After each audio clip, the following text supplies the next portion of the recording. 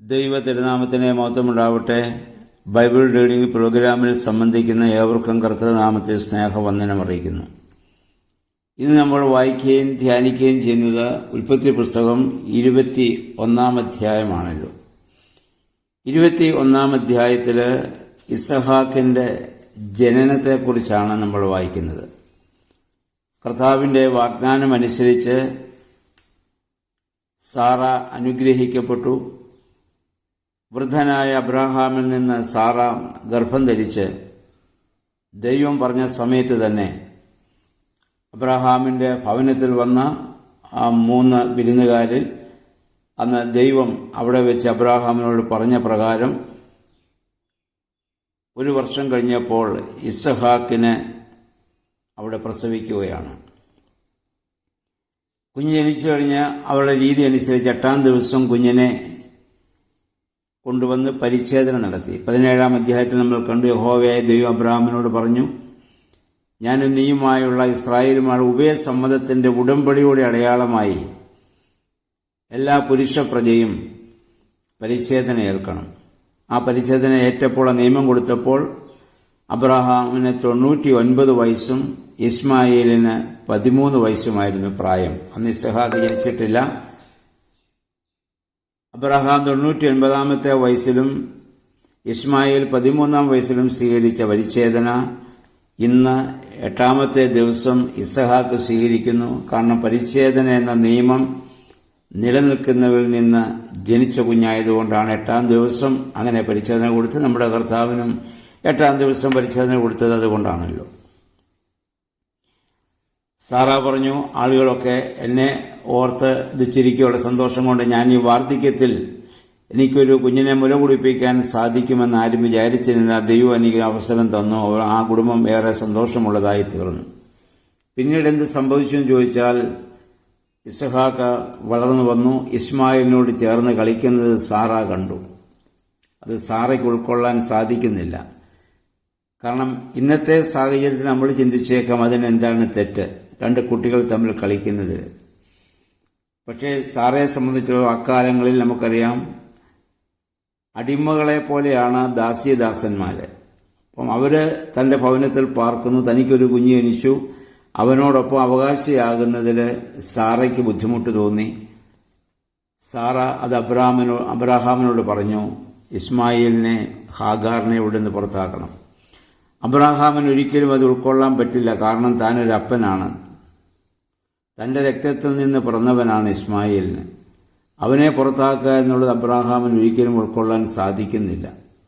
Abraham അവിടെ വിസമ്മതം പറഞ്ഞു. പക്ഷേ യഹോവയായ ദൈവം അബ്രഹാമിനോട് ആവശ്യപ്പെടുന്നു, സാറ പറഞ്ഞതുപോലെ നീ ചെയ്യണം. കാരണം ഇസഹാക്കാണ് വാഗ്ദത്ത സന്തതി.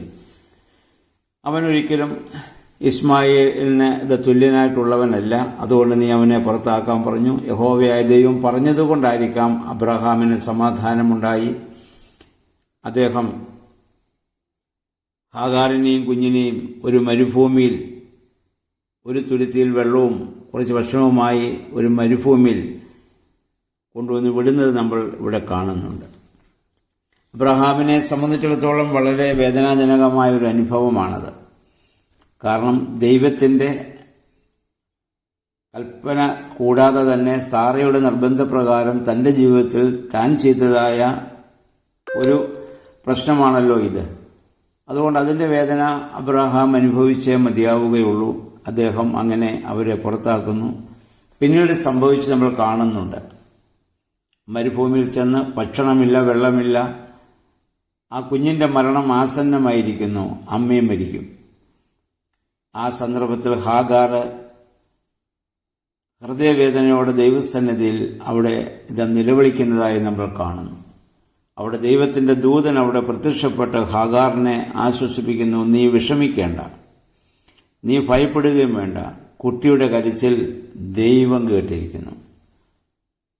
ആരും സഹായത്തിനില്ലാത്ത ആ സന്ദർഭങ്ങളിൽ കരച്ചിൽ കേൾക്കാൻ സാധിക്കുന്നവൻ നമ്മുടെ ദൈവം മാത്രമാണ്. നീ എഴുന്നേറ്റ് കുട്ടിയെ കയ്യിലെടുക്കുക, അവനിൽ നിന്ന് ഞാൻ വലിയൊരു ജനതയെ പുറപ്പെടുവിക്കും.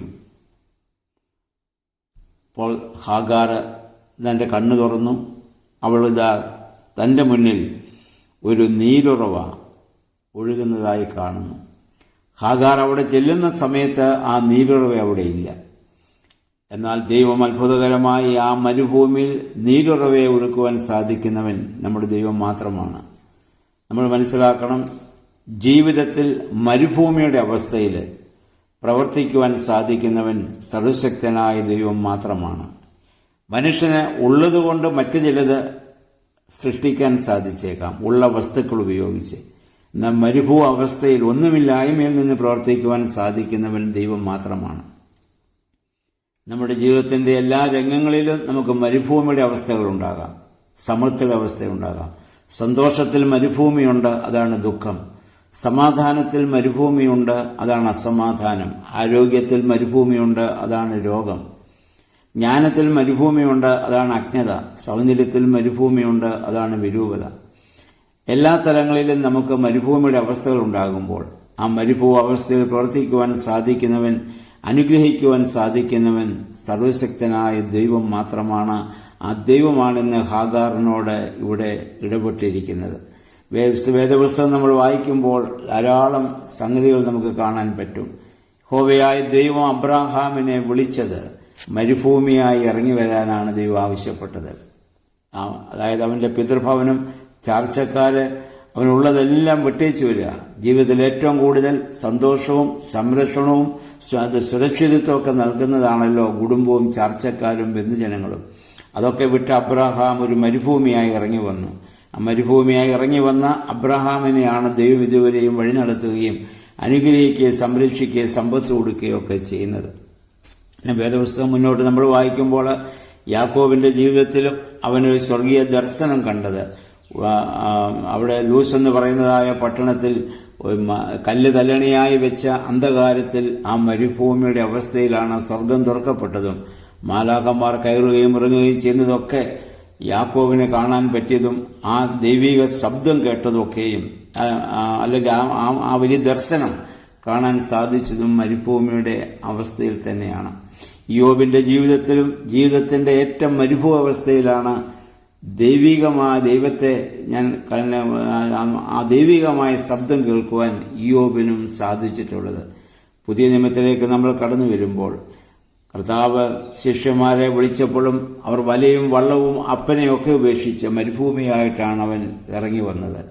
കാനാവിലെ കല്യാണ ഭവനത്തിൽ ആ ഭവനത്തിൽ മരുഭൂമിയുടെ അവസ്ഥയുണ്ടായപ്പോൾ ദൈവങ്ങളുടെ അത്ഭുതങ്ങളെ പ്രവർത്തിച്ച് നമ്മൾ കാണുന്നുണ്ട്. അപ്പോൾ ജീവിതത്തിൽ എപ്പോൾ എവിടെയൊക്കെ മരുഭൂമിയുടെ അവസ്ഥ ഉണ്ടാകുന്നുവോ അവിടെ പ്രവർത്തിക്കുവാൻ സാധിക്കുന്നവൻ ദൈവമാണ്. ആ ദൈവത്തെയാണ് നമ്മൾ ആരാധിക്കേണ്ടത്, ആ ദൈവത്തിലാണ് നമ്മൾ ആശ്രയിക്കേണ്ടത്.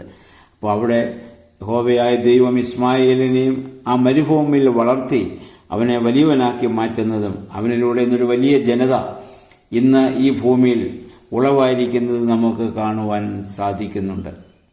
അതിനുശേഷം അബ്രാഹാമും അബീമേലെക്കുമായി ചെയ്യുന്ന ചില ഉടമ്പടികളാണ് നമുക്കറിയാം. ഇത് മരുഭൂമിയിലെ ഏറ്റവും വലിയ സമ്പത്തെന്ന് പറയുന്നത് കിണറുകളാണ്. കാരണം ആടുമാടുകളെയൊക്കെ വെള്ളം കൊടുക്കണം, അവയെ പരിപാലിക്കണം. അപ്പം ആ കിണറൊക്കെയും അത് ആ അബീമേലേക്ക് രാജാവും, എവിടെയാണ് അബീമേലേക്കാണല്ലോ അടുത്തായിരുന്നു ആദ്യം ഇത് സാറയ്ക്ക് പോകേണ്ടി വന്നതും ദൈവം അബീമേലേക്കിനോട് ഇടപെട്ടതും ഒക്കെ നമ്മൾ കാണുന്നുണ്ട്. ആ അബീമേലേക്കും അബ്രാഹാമുമായി ഒരു ഉടമ്പടി ചെയ്യുന്നതും ആ ഇത് കിണറുമായിട്ടുള്ള ആ ഉടമ്പടി ആ സ്ഥലത്തിന് ബേർശേബ എന്ന് പേര് വരുന്നതൊക്കെ നമ്മൾ കാണുന്നുണ്ട്. ബേർശേബ എന്ന വാക്കിന് പ്രതിജ്ഞയുടെ ഇത് കിണറെന്നോ 7 കിണറെന്നോ ഒക്കെ അർത്ഥം ഇത് പറയുന്നുണ്ട്. അങ്ങനെ 7 പെണ്ണാട്ടിൻ കുട്ടികളെ അബീമേലേക്ക് നൽകി ഒരു ഉടമ്പടി അബീമേലേക്കുമായി അബ്രാഹാം ആ ഇത് കിണറുമായി ബന്ധപ്പെട്ട് അവിടെ ചെയ്യുന്നത് നമ്മൾ കാണുന്നുണ്ട്. അതിൻ്റെ അവസാന ഭാഗത്ത് നമ്മൾ വായിക്കുന്ന 33-ാം വാക്യം വരുമ്പോൾ കാണുന്നത് അബ്രാഹാം ബേർഷേബയിൽ ഒരു ഫാനുക വൃക്ഷം നട്ടുപിടിപ്പിച്ച്, അഥവാ ഒരു പിചുല വൃക്ഷം നട്ടുപിടിപ്പിച്ച് അതിൻ്റെ കീഴിൽ യഹോവയായ ദൈവത്തെ അവൻ ആരാധന നടത്തി ആരാധിച്ചു നമ്മൾ കാണുന്നുണ്ട്. അന്ന് ആ ഫിലിസ്ത്യ ദേശത്ത് അന്നത്തെ അവരുടെ ജാതികളിൽ അവർ ആരാധിച്ചു വന്ന രീതിയായിരുന്നു വൃക്ഷമുണ്ടാക്കി വൃക്ഷച്ചുവട്ടിൽ അവരുടെ ദൈവത്തെ ആരാധിക്കുക എന്നുള്ളത്. അബ്രാഹാം അതേപോലെ തന്നെ ആ വൃക്ഷച്ചുവട്ടിൽ ആരാധന നടത്തി അത് ജാതികളുടെ ദൈവത്തെയല്ല തന്നെ വഴി നടത്തുന്ന സർവശക്തനായ ദൈവത്തെ അവിടെ ആരാധിക്കുകയാണ്. കാരണം ആ മോഡ് ഓഫ് വർഷിപ്പ് അതുപോലെ തന്നെ ചെയ്ത് കാണാം. അവിടെയും ആ സംസ്കാരത്തെ ഉൾക്കൊണ്ടുകൊണ്ട് തൻ്റെ ദൈവത്തെ അബ്രഹാം അവിടെ ആരാധിക്കുന്നുണ്ട്. അപ്പോസ്തല പ്രവൃത്തികൾ 17-ാം അധ്യായത്തിന്റെ 22 മുതലുള്ള വാക്യങ്ങൾ നമ്മൾ വായിക്കുമ്പോൾ അപ്പോസ്തലനായ പൗലോസ്ലീഹ ഏദനെന്ന് പറയുന്നതായ ആ സ്ഥലത്ത് എത്തിയപ്പോൾ അജ്ഞാത ദേവനെന്ന് പറഞ്ഞ ഒരു ബലികല്ലിൽ അന്നത്തെ ആളുകൾ ആരാധിക്കുന്നു കണ്ടപ്പോൾ പൗലോസ്ലീഹ പറഞ്ഞു, ആ അജ്ഞാത ദേവൻ ആരാന്ന് ചോദിച്ചാൽ അത് സർവശക്തനായ ദൈവമാണ്. ആ ദൈവത്തെ നിങ്ങൾ ആരാധിക്കണം, ആ ക്രിസ്തുവിനെ നിങ്ങൾ ആരാധിക്കണം. ആ മോഡ് ഓഫ് വർഷിപ്പ് ഒന്നും ചേഞ്ച് ചെയ്യേണ്ട. പക്ഷേ ആ ആരാധിക്കുന്ന വ്യക്തി ആരാണെന്നുള്ളതാണ് പ്രശ്നം. അതുകൊണ്ടാണ് നമ്മൾ ഏത് സമൂഹത്തിൽ ജീവിച്ചാലും ആ സമൂഹത്തിന്റെ ആചാരാനുഷ്ഠാനങ്ങളെ വസ്തുക്കളെയൊക്കെ നമ്മൾ സ്വീകരിക്കും. നമ്മുടേതായ അർത്ഥം കൊടുത്താണ് നമ്മൾ അതിനെയൊക്കെ സഭ കാലവും സ്വീകരിച്ചിട്ടുള്ളത്. അതുകൊണ്ടാണ് നമ്മുടെയൊക്കെ ആരാധനകളിലും അല്ലെങ്കിൽ നമ്മുടെ മറ്റ് ആചാരാനുഷ്ഠാനങ്ങളിലൊക്കെ മുത്തുക്കുടകളും ചെണ്ടമേളങ്ങളും അതൊക്കെ ഹൈന്ദവ ആചാരത്തിലുള്ളതാണ്. നമ്മളത് സ്വീകരിച്ച് നമ്മുടേതായ അർത്ഥം കൊടുത്തു. നമുക്കറിയാം മിന്നുകെട്ട് അല്ലെങ്കിൽ ഹൈന്ദവ സംസ്കാരത്തിലാണ് താലികെട്ടുള്ളത്. നമ്മളതിനെ മിന്നാക്കി. അപ്പം നമ്മൾ അതേപോലെ തന്നെ നമ്മുടേതായ അർത്ഥം കൊടുത്ത് നമ്മൾ അതിനെ സ്വീകരിക്കാറുണ്ട്. അതുപോലെ അബ്രഹാം ഇവിടെ ആ പിജുലവൃക്ഷത്തിന്റെ ചൂട്ടിൽ യഹോവയായ ദൈവത്തെ ആരാധിച്ച് ദൈവത്തിന് നന്ദി രേഖപ്പെടുത്തുന്നതായ അവസ്ഥ നമുക്കിവിടെ കാണാൻ പറ്റുന്നുണ്ട്. എന്തായിരുന്നാലും ഈ ഇസഹാക്കിലൂടെയാണ് ഇനി വാഗ്ദത്ത സന്തതിയായി ഭൂമിയിൽ ആദ്യം ജനിച്ച അവനിലൂടെയാണ് ഇനി ഇസ്രായേൽ എന്ന് പറയുന്നതായ ഒരു സമൂഹത്തിന്റെ മുഴുവൻ ദൈവം രൂപപ്പെടുത്തിയെടുക്കുന്നത്. അതിന്റെ ആദ്യം ഇതായിട്ട് അബ്രഹാമിനെ വിളിച്ചു. അവനിലൂടെ അവന്റെ സന്തതി ഇസഹാക്ക് വാഗ്ദത്ത സന്തതിയാണ്. ആ വാഗ്ദത്ത സന്തതിയുടെ ജനനം നമ്മളിവിടെ കണ്ടു. അതുകൊണ്ട് ദൈവികമായ പദ്ധതിക്ക് അപ്പം നമുക്കറിയാം അബ്രഹാമിനെ വിളിച്ചു 75 വയസ്സിൽ വിളിച്ചു. ഇപ്പം 100 വയസ്സ്. ഇപ്പം ഇസ്ഹാക്ക് ജനിച്ചപ്പോൾ 100 വയസ്സായെന്നാണ് നമ്മൾ വായിക്കുന്നത്.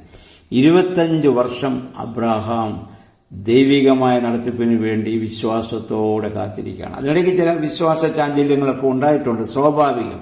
മാനുഷിക ബലഹീനത, സാഹചര്യ സമ്മർദ്ദങ്ങളൊക്കെ സംഭവിച്ചു. എന്നാലും അബ്രഹാം ആ ദൈവത്തെ അവൻ മുറുകെ പിടിച്ചു. 25 വർഷം കാത്തിരുന്ന് ദൈവം അനുഗ്രഹിക്കുകയാണ്. നമ്മൾ ആരെങ്കിലും 25 വർഷം ദൈവത്തിന്റെ പ്രവർത്തനത്തിനു വേണ്ടി കാത്തിരിക്കാൻ തയ്യാറാണോ? നമ്മൾ ആരും തയ്യാറല്ല. നമ്മൾ ഇന്ന് പ്രാർത്ഥിച്ചാൽ ഇന്നല്ലെങ്കിൽ നാളെ നമുക്ക് ആ അനുഭവം ലഭിച്ചില്ലെങ്കിൽ നമ്മൾ നിരാശരാവുകയും ആ ദൈവത്തെ നമ്മൾ തള്ളിപ്പറയുകയും നമ്മൾ പിന്മാറുകയും ചെയ്യും. അതൊരിക്കലും വിശ്വാസമല്ല. വിളിച്ചവൻ വിശ്വസ്തനാണ്. ഇന്നല്ലെങ്കിൽ നാളെ ദൈവത്തിന്റെ സമയത്തിനു വേണ്ടി നമ്മൾ കാത്തിരിക്കുക എന്നുള്ളതാണ്. അത് അബ്രഹാമിന്റെ ജീവിതത്തിൽ നമ്മൾ കാണുന്നുണ്ട്. അത് നമ്മുടെ ജീവിതത്തിൽ മാതൃകയായിക്കൊണ്ട് വിശ്വാസത്തിന്റെ പൂർണ്ണതയിൽ ഈ ഭൂമിയിൽ ജീവിക്കുവാൻ ദൈവമേ, പരിശുദ്ധാത്മാവേ, ഞങ്ങളെ ശക്തീകരിക്കണമെന്ന് പ്രാർത്ഥിക്കാം. എല്ലാവർക്കും നല്ലൊരു ശുഭദിനം ആശംസിക്കുന്നു. ദൈവനാമം മാത്രം മഹത്വപ്പെടുവാൻ ഇടയാവട്ടെ.